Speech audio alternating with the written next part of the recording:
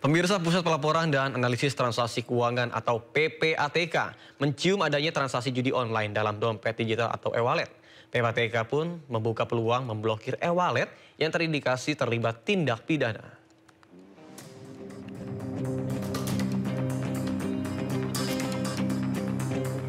Pusat Pelaporan dan Analisis Transaksi Keuangan atau PPATK membuka peluang memblokir dompet digital atau e-wallet. Kabar ini menuai sorotan warganet. Kepala PPATK Ivan Yustiavandana menegaskan PPATK dapat memblokir e-wallet atau dompet digital dalam situasi tertentu. Namun sifatnya berupa penindakan atas suatu kasus. Di antaranya resiko e-wallet sebagai rekening penampung deposit judi online. Mekanisme ini tentu berbeda dengan kebijakan sebelumnya yang menyasar rekening dormant atau tidak aktif. Sementara itu sebelumnya PPATK memblokir 122 juta rekening dormant atau rekening yang tidak menunjukkan aktivitas transaksi selama 3 bulan lebih dari 105 bank. Kini, seluruh rekening itu telah dibuka kembali. Menurut PPATK, akibat pemblokiran rekening, transaksi judol menurun hingga minus 70%, yakni dari 5 triliun rupiah menjadi 1 triliun rupiah.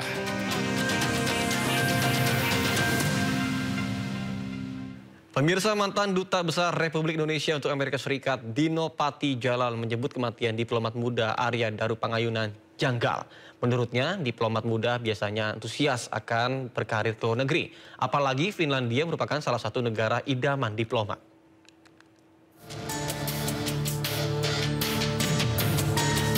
Mantan Duta Besar Republik Indonesia untuk Amerika Serikat Dino Patijalal menanggapi kematian diplomat muda Arya Daru Pangayunan. Dalam video yang diunggah di Instagram pribadinya, mantan Wakil Menteri Luar Negeri era Presiden SBY ini menyebut kematian Arya janggal. Saya bukan polisi dan tidak mempunyai akses terhadap data-data forensik, tapi saya sulit sekali menerima kesimpulan bahwa diplomat muda Arya Daru itu bunuh diri. Pertama, karena metode bunuh diri yang diduga dilakukan oleh Arya Daru itu sangat tidak lazim. Biasanya kalau orang mau bunuh diri itu, dia memilih cara yang konvensional, yang tidak menyengsarakan diri. Kedua, Arya Daru itu akan posting di Finlandia, salah satu posting idaman bagi diplomat Indonesia. Sebagai diplomat, saya paham sekali orang yang mau posting di luar negeri itu merasa sangat antusias, penuh gairah dan gelora hidup, karena dia akan membuka lembaran baru dalam hidupnya dan karirnya di luar negeri. Ada sejumlah kejanggalan yang diutarakan Dino Patijalal dalam kematian Arya. Pertama, penggunaan lakban untuk akhiri hidup tidak lazim.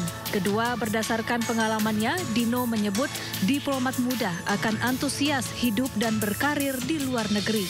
Terlebih Finlandia adalah salah satu negara idaman diplomat muda. Kemudian tidak ada pesan terakhir yang ditinggalkan Arya untuk keluarganya. Keempat, salah satu ponsel Arya hilang. Padahal biasanya seseorang yang hendak mengakhiri hidupnya akan meninggalkan ponsel yang memuat sejumlah informasi penting.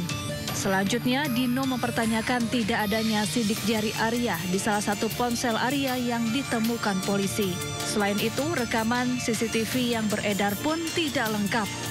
Sebelumnya, polisi memastikan tidak ada unsur pidana dalam kematian Arya Daru Pangayunan. Arya meninggal dunia bukan karena aksi pembunuhan, melainkan karena mati lemas akibat lilitan lakban kuning di kepalanya. Tim Liputan iNews melaporkan. Pemirsa, Bambang Wijoyanto, Wakil Ketua KPK 2011-2015 masih menduga kematian diplomat muda Arya Daru Pangayunan bukan karena bunuh diri. Saya melihat bahwa opsi pembunuhan dilakukan oleh seorang yang sangat profesional itu masih saya hidupkan. Ada beberapa alasan untuk itu. Alasan yang pertama, sekarang ini era yang sangat canggih, ya, sehingga kemudian penggunaan kartu elektronik itu sebenarnya bukan sesuatu yang seolah-olah kalau kartu elektronik untuk masuk ke tempat itu terus itu agak lebih sulit, enggak juga.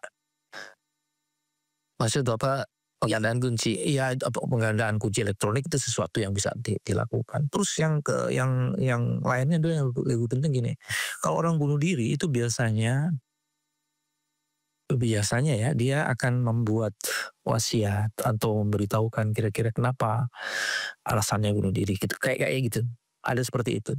Dan yang paling penting sekali adalah hari ini kita belum menemukan handphone. Ya, atau jangan-jangan handphone itu adalah satu alat bukti kunci itu masuk ya. Yes. Kenapa begitu? Pertama, kan dia pergi dengan temannya tadi kamu bilang, ya. Terus yang kedua, dia berkomunikasi dengan keluarga. Tapi yang juga menjadi menarik adalah katanya ini yang perlu diklarifikasi dan konfirmasi lagi.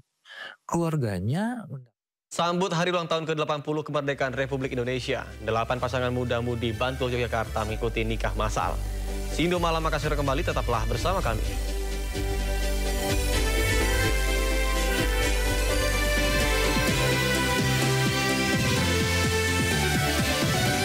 Pemirsa, penggerebekan 5 pejudi yang membuat rugi bandar judi online di Banguntapan, Bantul, daerah istimewa Yogyakarta masih menjadi perbincangan publik. Belakangan, terungkap pihak perangkat desa membantah telah membuat laporan ke polisi soal adanya aktivitas judi online.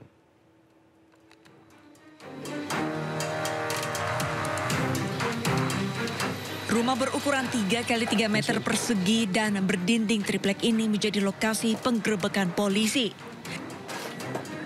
Ya, rumah yang berada di gang sempit di Duku Plumbon, Banguntapan, Bantul, daerah istimewa Yogyakarta ini dijadikan tempat praktik judi online. Selain dikejutkan penggerebekan, perangkat desa setempat tak menyangka polisi tidak berkoordinasi dengan RT atau RW setempat. Kalau pihak berwajib akan melakukan sesuatu yang contohnya seperti itu, mestinya kan ada pemberitahuan ke ketua RT, koordinasi ke ketua RT, kan begitu. Pendapat saya yang saya tahu gitu. Tapi kan nggak tahu sama sekali, kita nggak diberitahu gitu loh, nggak diberitahu. Mengganggu, terus tanya sama yang namanya. Sutrisno pun menegaskan dirinya hanya mengetahui bahwa bangunan tersebut digunakan sebagai markas ojek online.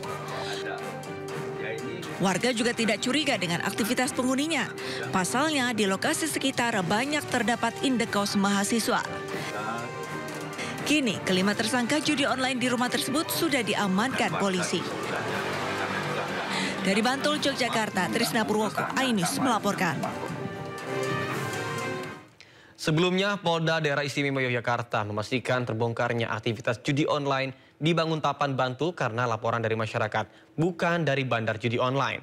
Pernyataan tersebut juga untuk menanggapi komentar miring dari netizen perihal langkah polisi yang menangkap para penjudi yang membuat bandar judi online rugi puluhan juta rupiah.